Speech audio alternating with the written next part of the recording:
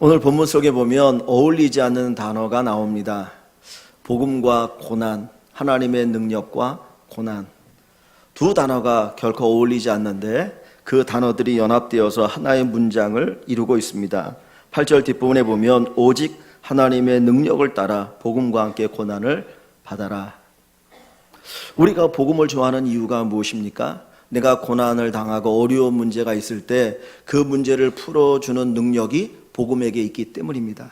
내가 가난하고 병들고 정말 하는 일마다 안 될 때 복음을 믿었더니 문제가 풀어지고 건강해지고 회복되어지고 만사가 잘 되더라. 얼마나 좋습니까? 예수 믿고 구원받으십시오. 예수 믿고 구원받으십시오. 그 말의 의미가 여기에 담겨 있을 것입니다. 그런데 오늘 본문에는 복음과 고난이 함께 쓰여 있고 하나님의 능력과 고난이 함께 쓰여 있습니다. 하나님의 능력을 따라 복음과 함께 고난을 받아라. 사실 오늘 이 말씀이 오늘 이 시대가 잃어버린 말씀인지 모르겠습니다. 우리는 복음을 믿고 또 예수를 믿으면서도 편한 것을 원합니다. 내가 예수 믿는데 힘들고 어려운 걸 원하지 않아요. 그래서 사람들은 수없이 편한 길을 걷기를 원하고 편하게 예수 믿기를 원하고 편하게 복음을 따라 살기를 원하고 있습니다. 그런데 오늘 바울 사도는 디모데에게 이야기합니다. 복음을 따라 복음과 함께 고난을 받아라. 여러분은 어떠십니까? 사실 바울 사도가 디모데에게 그냥 복음과 함께 고난을 받으라고 이 말을 전하고 있는데 만약에 하나님이 우리에게 이 말씀을 주신다면 우리가 이 말씀을 기쁘게 받을 수 있을까요? 아니면 두렵고 떨리는 마음으로 아니면 포기하고 싶을까요? 사실 바울이라고 하는 사람은 잘 나가던 사람이었습니다. 예수 믿기 전에는 그는 정말 잘 나가는 사람이었습니다. 그는 바리새인 중에 바리새인이었고 히브리인 중에 히브리인이었고 베냐민 지파의 출신이었고 율법으로 아무 흠이 없는 사람이었고 모든 면에 뛰어난 사람이었습니다. 그가 예수 만나지 않았다면 아마 그 어떤 제사장들 가운데 아니면 종교 지도자 가운데 정말 뛰어난 리더가 될 수 있는 사람이었습니다. 그런데 다메섹 도상에서 예수를 만나게 되어지고 복음을 듣게 되어지고 그가 변화되었는데 예수의 사람이 되고 복음의 사람이 되었는데 그 이후에 그에게 찾아온 것은 편안한 삶이 아니었습니다. 사람들로부터 인정받는 삶이 아니라 오히려 그는 고난의 삶을 살게 되었습니다. 그가 예수를 만나고 복음을 만나고 나니까 그 복음을 위해서 헌신하게 되어졌는데 그가 다메섹이라고 하는 성에서 주님 만난 이후에 거기서 복음을 전하다가 사람들의 미움을 받아서 죽음의 위협에 처했어요. 그래서 간밤에 바구니를 타고 성 바깥으로 도망가야 되는, 그리고 그는 죽는 그 순간까지 수많은 위협 속에 살아야 되었고 많은 고난을 겪어야 되었습니다. 그 바울이 예수를 만나지 않았다면 복음을 듣지 않았다면 그런 편한 인생을 살았겠죠. 세상적으로 세상의 눈으로 보면 편한 인생을 살 수 있었던 사람입니다. 그런데 그가 복음을 듣고 나서 복음 때문에 그는 많은 고난을 겪었습니다. 그리고 나서 오늘 그 바울이 디모데에게 하나님의 능력을 따라 복음과 함께 고난을 받으라고 이야기합니다. 왜 그렇습니까? 복음이 그만큼 가치가 있고 소중하기 때문입니다. 여러분이 정말 지혜 있는 사람이라면 쓸데없는 것에 여러분 목숨 걸겠습니까? 아무런 도움이 되지 않고 유익이 되지 않는 것에 나의 전부를 걸겠습니까? 아니거든요. 바울 사도가 자기의 삶을 이 복음에 투자할 수 있었던 이유는 바로 그 복음이 그만큼 가치가 있었기 때문이라는 거예요. 복음의 세상이 그 어떤 것보다도 가장 가치 있고 소중하기 때문에 이 바울 사도는 자기의 삶 전부를 복음에 헌신하였고 그 믿음의 아들 디모데에게 복음과 함께 고난을 받으라고 이야기합니다. 바울 사도가 로마 감옥에 갇혀 있을 때 빌립보 성도들에게 편지를 보냅니다. 그 편지 가운데 뭐라고 얘기합니까? 이전에 내가 유익하게 여겼던 모든 것을 배설물처럼 여기노라. 왜냐하면 예수 그리스도 한 분을 아는 것이 내게 가장 고상함이라고 이야기합니다. 세상이 그 어떤 것과 비교할 수 없는 것이 바로 예수 그리스도다. 예수 그리스도의 복음이다. 내가 그것만 아는 것으로도 나는 정말 행복하고 기쁘다. 그러므로 나는 그 예수 때문에, 그 복음 때문에 모든 것을 버릴 수 있다라고 그는 이야기하고 있습니다. 바울이 만난 그 복음을 여러분이 만나고 계십니까? 바울이 믿는 그 예수님을 여러분이 믿고 계십니까? 바울이 만난 그 복음의 능력을 여러분들이 경험하고 계십니까? 로마서 1장 16절에 보면 복음에는 구원하는 하나님의 능력이 있다 그랬어요. 우리가 죄 가운데 신음하고 죄 가운데 영원한 멸망 가운데 살아야 되는데, 이 복음에는 우리를 죄로부터 구원하여서 하나님의 자녀가 되어지고 하나님의 능력을 체험하고 하나님의 은혜를 체험하고 저 영원한 삶을 살게 하는 그 능력이 바로 복음 안에 있다라는 거예요. 그래서 바울은 이 복음을 위해서 살았고 자기의 신실한 믿음의 아들 디모데에게 복음과 함께 고난을 받으라 권면합니다. 오늘 이 자리에 함께하는 여러분들, 복음의 능력과 복음의 가치를 알고 복음을 위해서 살 수 있는 복음의 능력을 새롭게 체험하는 귀한 성도님들이 되시기를 주의 이름으로 간절히 축원합니다. 이 디모데는 바울과 함께 동역했던 믿음의 아들입니다. 바울이 3번에 걸쳐서 전도 여행을 떠나게 되어지는데, 이 제2차 전도 여행부터 이 디모데와 함께했던 사람이 바울과 함께했던 사람이 디모데입니다. 그는 바울 곁에서 바울이 행했던 수많은 기적을 보았습니다. 하나님 말씀을 선포할 때 많은 사람들이 돌아오는 것을 보았습니다. 비록 어떻게 보면 감옥에 갇혀서 어려움을 당할 때도 하나님이 이끌어 주시고 하나님이 구원해 주시고 하나님이 역사하는 것들을 보았던 디모데입니다. 그런데 이 바울이 이제 네로 황제 때에 다시 로마 감옥에 갇혀서 이제 죽음의 날을 기다리고 있을 때였습니다. 이제는 더 이상 이 감옥에서 나올 수 없겠구나라고 하는 것을 바울 사도도 직감했고 디모데도 직감했던 것 같습니다. 그런데 이 디모데가 이때 믿음이 약해져서 나름대로 시험에 걸려서 이 바울을 바라보면서, 왜 믿음의 사람인데 죽은 자들 살리는 능력을 가지고 있는 사도인데 왜 바울 사도가 로마 감옥에 갇혀서 저렇게 있다가 순교해야 되느냐라고 하는 어떤 나름대로의 근심과 또는 의심을 가지게 됩니다. 그때 바울 사도가 이 디모데에게 편지를 쓴 것이 디모데 후서이고, 오늘 본문 우리가 읽은 본문 8절에 디모데에게 바울 사도가 이렇게 얘기합니다. 그러므로 너는 내가 우리 주를 증언함과 또는 주를 위하여 갇힌 자 된 나를 부끄러워하지 말고. 지금 이 바울 사도가 로마 감옥에 갇혀 있습니다. 그러다 이 상황을 보면서 이 디모데는 나름대로 무슨 생각을 합니까? 부끄러움을 느꼈던 거예요. 부끄러움을 느꼈던 것 같습니다. 내 스승인데, 하나님 복음을 전하는 사도신데 왜 저 차짓한 로마 감옥에 갇혀서 아무것도 할 수 없는가? 자기 목숨 하나 구할 수 없단 말인가? 라고 생각하면서 그 바울을 바라보면서 뭔가 부끄러움을 느끼고 있을 때에 이 디모데에게 하는 이야기가, 너는 내가 복음을 전하나 로마 감옥에 갇힌 것을 결코 부끄러워하지 말라. 그러면서 뭘 얘기합니까? 오직 하나님의 능력을 따라 복음과 함께 고난을 받으라고 이야기합니다. 복음과 함께 고난을 받아라. 디모데야, 복음은 내 목숨을 내어줄 만큼 가치가 있고 소중하다. 나의 전부를 다 바쳐 헌신해도 조금 더 아깝지 않은 가치가 이 복음에 있다라고 그는 이야기하고 있는 것입니다. 오늘 사랑하는 성도 여러분들이 이 복음을 만나기를 원합니다. 이 복음을 경험하기를 원합니다. 정말 내 인생을 바꿀 수 있는, 세상을 완전히 뒤을 만한 이 복음의 능력을 체험하셔서 나는 복음을 위해서 나의 모든 것도 내놓을 수 있다라고 하는 이 담대한 고백이 있기를 원합니다. 이 능력을 체험하지 않았다면, 이 복음의 능력을 알지 못했다면 바울 사도는 자기 목숨을 내어놓을 수도 없었을 것이고 믿음의 아들 디모데에게 이런 이야기를 할 수도 없었을 것입니다. 오늘 우리 교회가 복음의 능력을 새롭게 체험하기를 원합니다.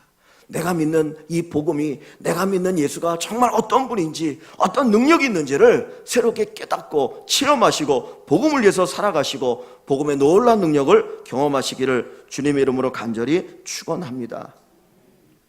왜 복음이 전해지는 곳에 방해가 있고 핍박이 있을까요? 그것은 복음을 방해하는 자들이 복음의 가치를 너무나 잘 알고 있기 때문입니다. 우리도 복음의 가치를 알고 있어요. 그런데 우리보다 더 복음의 가치, 복음의 능력을 아는 존재가 누구냐? 사단입니다. 사단은 이 복음이 얼마나 큰 능력을 가지고 있는지를 알기 때문에 그 이전에 예수님을 죽이려고 했고 복음이 전해지지 않도록 끊임없이 방해를 하는 겁니다. 저 사람에게 복음이 들어가게 되어지면 저 사람이 바뀌고 변화될 것을 알아요. 저 사람에게 복음이 역사하면 그 사람의 놀라운 역사가 일어날 것을 아니까 어떻게든지 복음을 듣지 못하도록 귀를 막고 눈을 막고 복음과 거리가 먼 사람이 되어지도록 방해를 하고 박해를 하고 핍박을 하고 회방을 하고 유혹을 하게 되는 것입니다. 그런데 정작 복음의 능력을 알아야 될 우리가 모르고 있어요. 내가 복음의 능력을 알아서 이 복음을 어떻게든지 전해야 되겠다, 이 복음을 어떻게든지 경험해야 되겠다, 그래서 복음이 주는 그 은혜와 능력을 내가 마음껏 누리며 복된 인생을 살아야 되겠다라고 생각해야 되는데, 우리가 그 복음이 얼마나 가치 있는지를 모르니까 내 옆에 무한한 능력의 복음을 가지고 있으면서도, 하나님의 은혜의 선물인 복음을 가지고 있으면서도 그 복음의 능력을 체험하지 못하고 그냥 액세서리로 두고 살아간다는 거예요. 정말 복음의 능력을 마음껏 체험하기를 바랍니다. 여러분들이 복음을 새롭게 만나셔서 야, 내가 이 복음을 위해 사는 것이 내 인생의 최고의 가치구나, 이 고백이 있기를 주님의 이름으로 간절히 축원합니다. 단순히 복음이 우리의 말초 심정을 건드려서 우리를 순간적으로 기쁘게 하는 것이라면 복음을 위해서 바울은 헌신하지 않아요. 자기의 목숨을 내놓지 않아요. 정말 진짜 복음의 가치는 어디에 있습니까? 우리의 삶을 바꾸는 데 있습니다. 죽었던 우리의 심령을 살리고 하나님의 자녀가 되는데 목적이 있는 것입니다. 그래서 복음은 처음 맞이하면 겉으로 볼 때는 아직 고난덩어리 같아요. 고난덩어리처럼 우리에게 맛도 없고 쓰고 그런 것 같습니다. 그러나 그 복음을 믿고 복음으로 살아가면 그것이 내게 약이 되어지고 우리의 삶을 새롭게 하게 되어지는 줄 믿습니다. 이 복음이 우리에게 무엇이 됩니까? 우리의 심령을 새롭게 합니다. 히브리서 4장에 보면 하나님의 말씀이 살아있다, 운동력이 있다 그랬습니다. 우리의 혼과 영과 골수와 모든 것을 찔러 쪼개게 하지 않는다는 겁니다. 다시 말하면 우리를 새롭게 하고 우리를 치유한다는 거예요. 이 땅에 살아가는 모든 인간은 죄로 인하여 병들었습니다. 병든 죄인들이 서로에게 상처를 주고 서로에게 고통을 주고 아픔을 주며 살아갑니다. 우리의 마음을 이렇게 다 드러내보면 온갖 상처 덩어리예요. 치유받고 회복돼야 되는데 무엇이 우리의 마음을 치유하느냐? 하나님의 말씀이 우리의 마음을 치유합니다. 그런데 그 말씀이 우리를 치유할 때 마치 수술하는 것처럼 아프고 고통스러워요. 암에 걸린 환자들이 수술하거나 항암 치료할 때 얼마나 고통스럽습니까? 어떤 분들은 항암 치료하면서 밥을 제대로 먹을 수 없다, 기운이 없다, 머리가 빠진다라고 이야기하죠. 그럼에도 불구하고 그 항암 치료를 통해서 병을 고치는 것처럼 하나님의 말씀이 우리에게 들어오면 그 말씀 앞에 우리가 직면하게 되지면 고통스러워요, 괴로워요. 그러나 그 말씀이 우리를 치료합니다. 저와 여러분들이 말씀이 내게 주는 고통을 받아들일 때 어떻게 보면 우리가 치유를 경험하게 되어지고 회복을 경험하게 되어집니다. 그래서 말씀과 함께 고난을 받으라고 이야기하고 있는 겁니다. 누가복음 8장에 보면 씨 뿌리는 비유가 기록되어 있습니다. 마태복음 13장에도 누가복음 8장에도 기록되어 있는데, 여러분이 잘 아는 것처럼 어느 농부가 씨를 뿌리는데, 밭에 씨를 뿌리는데 그 씨가 처음에는 길가에 떨어진 씨앗이 있고 돌밭에 떨어진 씨앗이 있고 가시밭에 떨어진 씨앗이 있고 좋은 땅에 떨어진 씨앗이 있다 그랬어요. 근데 돌밭에 떨어진 씨앗은 길가에 떨어진 씨앗은 어떤 씨앗입니까? 주님이 해석할 때 그걸 풀어주시는데, 길가에 떨어진 씨앗은 하나님의 말씀이 전해지면 누가 그 말씀을 싹 뺏어간다고요? 사단이. 하나님의 말씀이 딱 떨어졌는데 사단이 싹 뺏어간다는 거예요. 여러분 생각해보시면 왜 사단이 그 말씀을 뺏어가겠습니까? 그 말씀에 아무런 가치가 없다면, 그 말씀에 아무런 능력이 없다면 사단이 그 말씀을 싹 뺏어가겠습니까? 아니죠. 왜 그래요? 그 말씀에 어마어마한 능력이 있기 때문이에요. 그래서 사단이 뺏어가는 거예요. 두 번째, 돌밭을 얘기합니다. 돌밭의 마음은 하나님의 말씀을 받을 때 막 기뻐한다는 거예요. 야, 은혜 받았다. 오늘 너무너무 은혜 받았어. 오늘 왜 이렇게 말씀이 내게 꿀송이처럼 달아. 그리고 은혜 받아 기뻐하고 즐거워합니다. 그런데 그 예수 믿는 것 때문에, 말씀 때문에 환난이 다가오고 핍박이 다가오면 어떻게 한다는 거예요? 포기한다는 거예요. 내가 예수 믿는 것 때문에 이런 핍박을 당할 필요가 있어? 내가 예수 믿는 것 때문에 이런 고난을 당할 필요가 있어? 다 포기한다는 거예요. 가시밭의 마음은 어떤 마음입니까? 말씀을 들을 때 함께 기뻐하고 즐거워합니다. 그런데 세상의 염려거리들, 물질의 염려거리들, 쾌락의 유혹, 그것을 받으면 어떻게 해요? 말씀을 포기하는 거예요. 그래서 말씀을 들어도 은혜가 없고 말씀을 들어도 열매가 없습니다. 그런데 좋은 밭에 떨어진 것은 하나님의 말씀을 듣고 그 말씀을 지키고, 그리고 중요한 것이 나오는데 인내한다 그랬어요. 말씀을 듣고 인내한다는 거예요. 인내라고 하는 것 자체가 뭡니까?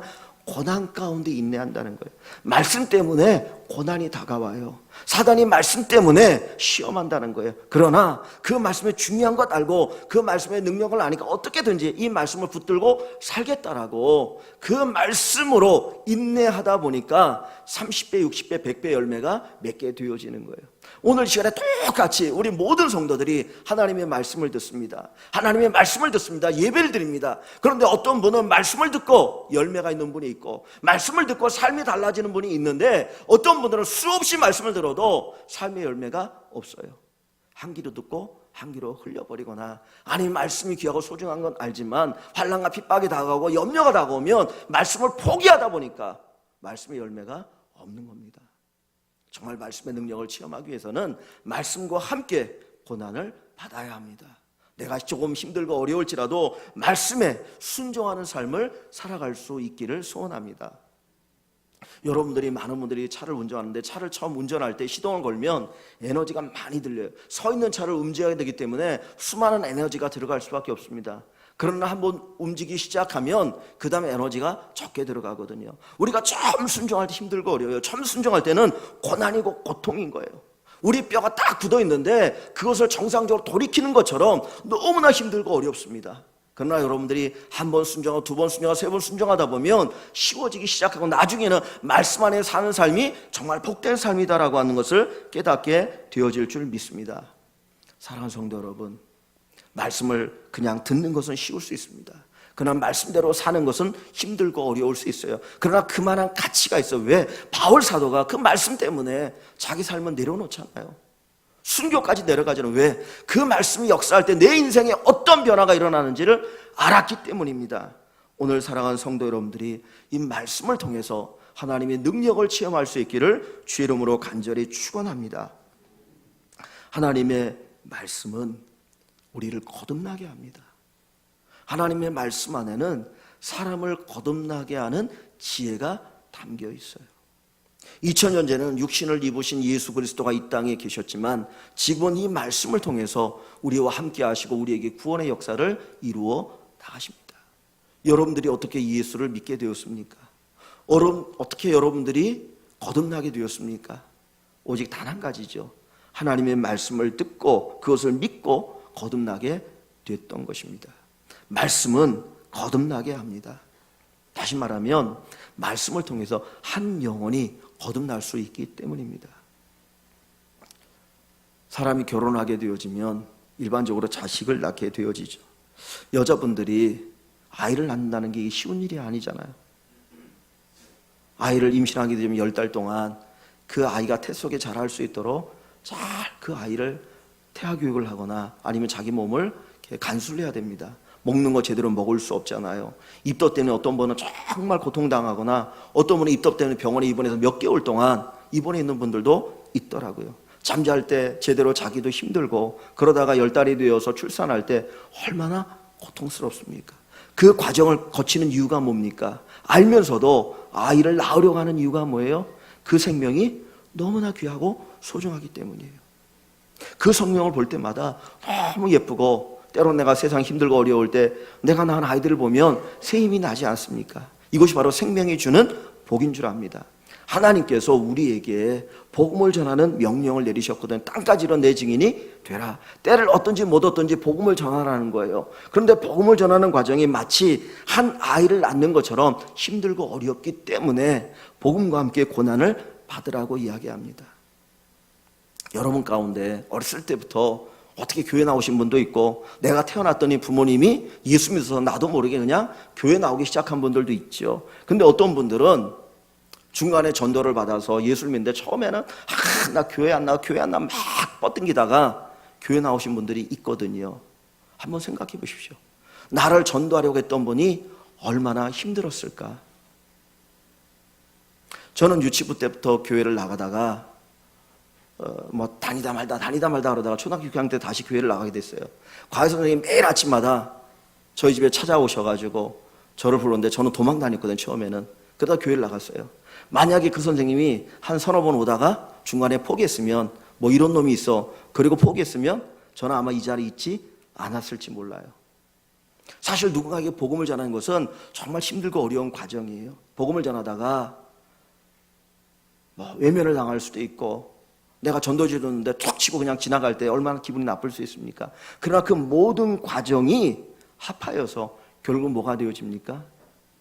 한 생명을 낳는 것이 되어진다는 거예요. 내가 복음과 함께 고난을 받는다는 것은 그 누군가에게 복음을 전하다가 외면을 당하는 경험을 할 수 있어야 한다는 것을 우리에게 가르쳐 줍니다. 사랑하는 성도 여러분, 복음의 가치를 아십니까? 복음의 능력을 아십니까? 그렇다면 복음과 함께 고난 받는 것을 오히려 기뻐할 수 있는 우리 모두가 되기를 주의 이름으로 간절히 축원합니다. 2장 9절 말씀을 보시면 이렇게 바울 사도는 이야기합니다. 디모데후서 2장 9절, 복음으로 말미암아 내가 죄인과 같이 매이는 데까지 고난을 받았으나. 사실 이 바울이 죄인이 아니잖아요. 그럼에도 불구하고 로마 감옥에 갇혀 있는 이유가 무엇입니까? 복음으로 말미암아, 복음 때문에 로마 감옥에 갇혀 있다는 거예요. 그런데 그 바울이 뭐라고 말합니까? 내가 죄인과 같이 매이는 데까지 고난을 받았으나 하나님의 말씀 어떠하다고요? 매이지 아니하니라. 하나님 말씀 결코 매이지 않아요. 내가 로마 감옥에 갇혀도 하나님의 말씀은 사람들에게 전파되어서 로마에 있는 사람들이 예수 믿고 구원받는 역사가 있게 되어집니다. 여러분, 우리가 고난을 각오하고 한번 복음을 전할 수 있기를 원합니다. 담대하게 예수 그리스도의 복음을 전하다 보면 놀라운 역사가 일어나게 되어질 줄 믿습니다. 그래서 4장에 보면 바울 사도가 이렇게 얘기합니다. 4장 5절 봅니다. 4장 5절. 그러나 너는 모든 일에 신중하여 무엇을 받으며? 고난을 받으며. 너는 모든 일에 신중하여 고난을 받으며 전도자의 일을 하며 내 직무를 다하라. 고난을 받으며 전도자의 일을 하라는 거예요. 예수의 복음을 전하지 않으면 고난받지 않을 수 있습니다. 적당히 예수 믿으면 고난받지 않을 수 있습니다. 그냥 복음을 즐기면 고난받지 않을 수 있습니다. 그러나 정말 제대로 예수 믿어보려고 하면, 복음을 제대로 한번 전해보려고 하면 고난을 받게 되어집니다. 그것에 대해서 감내할 수 있고 기꺼이 고난받기를 기뻐할 수 있는 우리 모든 일광 식구들이 되기를 주의 이름으로 간절히 축원합니다. 다시 1장 8절을 본문으로 가봅니다.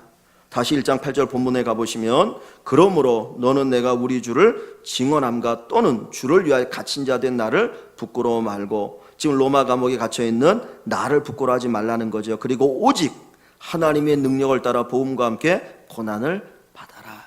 무엇을 따라 고난을 받으라고요? 하나님의 능력을 따라. 하나님의 능력을 따라 복음과 함께 고난을 받으라고 한 얘기가 뭡니까?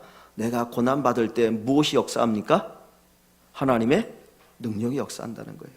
내가 그 고난을 견딜 수 있는 하나님의 능력이 우리와 함께 한다고 말씀합니다. 그래서 1장 7절 앞절 말씀을 보시면 하나님이 우리에게 주신 것은 무엇하는 것이 아니라 두려워하는 마음이 아니요. 두려워하는 마음.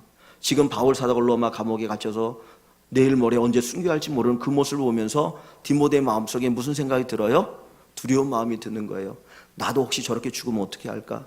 나도 저렇게 죽으면 어떻게 할까? 두려운 마음이 드는 거예요. 그때 하나님이 너에게 주신 것은 두려운 마음이 아니야. 하나님이 어떤 마음을 주시느냐? 오직 무엇과? 오직 능력과 사랑과 절제하는 마음이니, 이 하나님 주신 마음을 가지고 복음과 함께 무엇을 받으라? 고난을 받아라. 여러분, 두려워하지 마십시오. 두려워하는 마음은 하나님이 우리에게 주신 것이 아니에요. 하나님은 우리에게 능력과 사랑과 절제하는 마음을 주십니다. 복음을 위해 살도록, 복음을 전하도록 우리에게 능력과 사랑과 절제하는 마음을 주셔서 승리케 하여 주실 줄 믿습니다. 복음에 대한 열정이, 복음을 향한 능력이 저와 여러분들에게 있기를 주의 이름으로 간절히 축원합니다. 또 이 바울이 기꺼이 복음을 위해서 고난받으라고 이야기하는 것은 복음을 위해 사는 자에게 하나님 주시는 상급이 있기 때문입니다. 자, 4장으로 한번 가봅니다. 다시 4장 5절부터 8절 말씀 보겠습니다. 4장 5절에서 8절. 4장 5절부터 8절 말씀을 같이 한번 봅니다. 그러나 너는 모든 일에 신중하여 고난을 받으며 전도자의 일을 하며 내 직무를 다하라. 전제와 같이 내가 벌써 부어지고 나의 떠날 시각이 가까웠도다. 나는 선한 싸움을 싸우고 나의 달려갈 길을 마치고 믿음을 지켰으니 이제 후로는 나를 위하여 의의 면류관이 예비되었으므로 주 곧 의로우신 재판장이 그 날에 내게 주실 것이며 내게만 아니라 주의 나타나심을 사모하는 모든 자에게도 오니라. 아멘. 자, 6절 말씀에 보면 이런 고백이 있죠. 전제와 같이 내가 벌써 부어졌다. 이 부어졌다는 자기의 모든 것을 다 바쳤다라는 거예요. 근데 전제라고 하는 말이 뭐냐면 구약의 제사를 드릴 때 드리는 제사 가운데 하나입니다. 구약의 이스라엘 백성들이 하나님 앞에 제사를 드릴 때 짐승을 잡아 제사를 드리죠. 양이나 소나 때로는 염소를 잡아 제사를 드리는데 그 양을 잡고 그 위에 뭐를 붓냐면 포도주를 부어요. 그 제물 위에다 포도주를 붓고 그 다음에 태워서 하나님 앞에 제물을 드립니다. 이 포도주를 붓는 것을 뭐라고 말하냐면 전제라고 이야기합니다. 이 포도주를 붓는 제사를 전제라고 얘기해요. 그래서 내가 전제와 같이 벌써 부어졌다라고 하는 것은 자기의 모든 것을 하나님 앞에 제물로 드렸다라는 거예요. 나의 삶 모든 것을 하나님 앞에 다 쏟아부었다. 내가 이 복음을 위해서 나의 삶 전부를 하나님 앞에 바쳤다. 그리고 나서 이제는 나의 떠날 시각이 가까웠다. 이 말이 뭡니까? 내가 어떨 날이 가까웠다는 거예요? 죽을 날이 가까웠다. 지금 바울 사도는 이 편지를 쓰면서 내가 이제 얼마 안 있으면 순교당하겠구나 하는 것을 알고 있어요. 그런데 조금도 두려워하는 마음이 없는 거예요. 그러면서 디모데에게 복음과 함께 고난을 받으라고 이야기하죠. 그 이유가 뭡니까? 7절에 나는 선한 싸움을 싸우고 나의 달려갈 길을 마치고 믿음을 지켰으니 이 복음을 위한 삶을 다 마쳤다라는 거예요. 그리고 나서 8절에 이제 후로는 누구를 위해서? 나를 위해서. 어떤 나입니까? 복음을 위해서 고난받고 자기의 생명을 쏟아 부은 나를 위하여 무엇이 예비되어 있습니까? 의의 면류관이 예비되어 있더라. 면류관은 승리자에게 주는 상금의 관입니다. 승리자에게 주는 상금의 관이거든요. 그 면류관이 천국에서 내게 예비되어 있다는 거예요.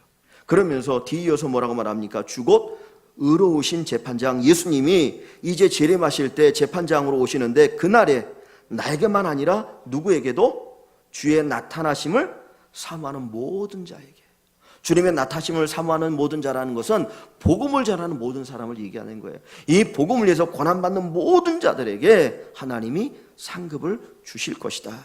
그것이 바로 바울 사도가 복음을 위해서 기꺼이 고난받는 것을 각오했던 삶의 모습입니다. 다니엘 12장 3절에 보면 좋은 소식을 전하는 자, 복음을 전하는 자들은 하늘의 별처럼 영원히 빛날 것이다 그랬습니다. 여러분 베드로 아시죠? 베드로 아십니까? 베드로 만나보신 적 있으십니까?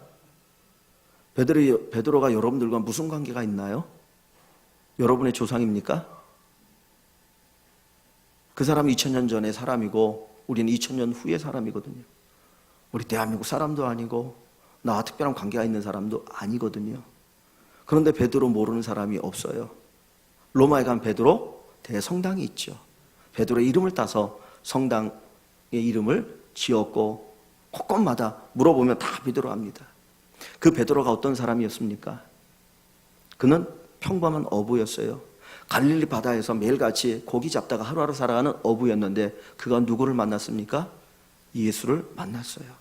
예수님의 수제자가 되어지고 예수님의 복음을 전하다가 전설에 의하면 거꾸로 십자가 못 박혀 죽은 사람이 베드로거든요. 그런데 자기의 어떤 이념과 목적을 위해서 그렇게 죽어간 사람이 한둘이 아니에요. 우리나라에도 어떤 자기 이념을 위해서 자기 분신한 사람이 있지 않습니까? 독립운동을 위해서 목숨 걸고 헌신한 사람들이 있거든요. 그런데 베드로가 그렇게 많은 사람들의 입에 오르내리고 주님이 기뻐하는 이유는 뭡니까? 복음을 위해서 헌신했기 때문입니다. 복음을 위해서 고난받았기 때문입니다. 즉 다시 말하면 복음이 그만한 가치가 있다는 거예요. 내가 나의 시간과 나의 삶과 나의 모든 것을 무언가를 위해서 헌신하는데 정말 가장 가치 있는 것이 뭐냐? 복음입니다. 복음을 위해서 헌신하는 것만큼 가치가 있는 게 없어요. 그래서 복음을 위해 헌신한 사람들은 하늘의 별과 같이 영원히 빛날 것이다라고 우리에게 말씀하고 계십니다. 지난 수요일 날 어른들을 모시고 저기 합정동에 있는 양화진 외국인 선교사 묘지에 갔다 왔거든요. 거기에 한 459의 외국인 시신이 안장되어 있습니다. 근데 그 가운데 145구가 선교사님과 선교사들 가족이에요. 처음 그 양화진에 묻혔던 분은 헤론이라고 하는 선교사입니다. 이분은 의사였습니다. 의사인데 이 땅에 오셔서 의술을 통해서 하나님의 복음을 전하다가 이질에 걸려서 한국 땅에 온 지 5년밖에 되지 않고 죽은 분이에요. 그분을 처음 거기 안장하고 그 이후에 수많은 선교사님들이 거기 안장된 곳이 외국인 선교사 묘지입니다. 여러분 한번 꼭 가보셨으면 좋겠어요. 우리가 복음을 어떻게 들었는지, 복음이 이 땅에 들어올 때 어떻게 들어오는지를 알 수 있는 곳이 바로 그곳이거든요. 근데 그 외국인 선교사들을 보면 다 그 당시에 아주 엘리트들입니다. 최고의 학부를 졸업한 분들, 의사들, 교육가들, 뛰어난 분들이 이름 없는 이 조선 땅에 와서 복음을 전하는데 얼마나 핍박을 받았는지 몰라요. 눈이 파랗고 머리가 허옇고 그러면서 막 배척을 하거든요. 그러나 그들은 모든 건 내려놓고 헌신하다가 죽었습니다. 이 땅에 살았기 때문에 자기 자녀들이 어렸을 때 풍토병으로 죽은 아이들도 있고요. 고통 가운데 어려움을 당하다 죽은 분들도 많이 있습니다. 복음을 위한 고난이죠. 복음을 위한 고난이죠. 오늘 본문 말씀 속에 복음과 함께 고난을 받아라, 이 말을 좀 더 정확한 의미로 이야기하면 복음을 위하여 나와 함께 고난을 받으라는 거예요. 복음을 위하여 나와 함께 고난을 받아라. 그 얘기는 뭡니까? 내가 지금 로마 감옥에 갇혀서 순교의 날을 기다리고 있는데 너도 나처럼 이 복음을 위한 고난에 동참하라는 겁니다. 이 말씀이 저와 여러분들의 귀에 들려지기를 원합니다. 복음을 전하는 거 쉬운 일이 아닙니다. 복음을 전하는 거 쉬운 일이 아닙니다. 사람이 예수를 믿는 것 쉽게 예수 믿지 않습니다. 그렇기 때문에 복음을 전하고 한 영혼이 구원받는 것이 너무나 귀하고 소중하다는 거예요. 저희 교회가 11월 둘째 주일에 전도 주일을 지키려고 합니다. 여러분만 예수 믿고 여러분만 예배하는 것이 아니라 여러분의 가족과 친척과 이웃과 또 내가 사랑하는 사람들이 함께 예수 믿고 구원받기를 원합니다. 여러분 쉬운 일 아니에요. 내 가족에게 복음 전하는 거 정말 어려워요. 제일 어려운 게 어떻게 보면 가족을 전도하는 것인지 몰라요. 그러나 하나님, 내 남편이, 내 아내가, 내 부모님이, 내 자녀가 꼭 예수 믿기를 원합니다.